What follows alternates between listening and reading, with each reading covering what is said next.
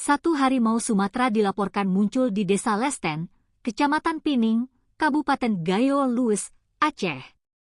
Dalam video yang diunggah Kamis 23 Oktober kemarin, harimau tersebut direkam dalam jarak tidak terlalu jauh oleh sejumlah warga. Harimau muncul di jalanan maupun di kebun milik warga.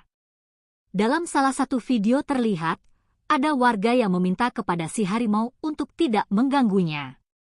Harimau Sumatera itu kemudian beranjak menjauh.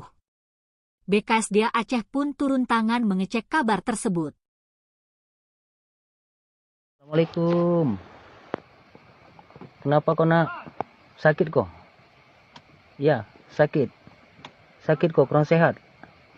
Ya, maaf ya. Kami cuma numpang lewat. Nggak ada kami bawa makanan. Kami ngantar mayat tadi. Kami lagi musibah. Ya, jangan ganggu kami ya. Jangan ganggu ya. Assalamualaikum.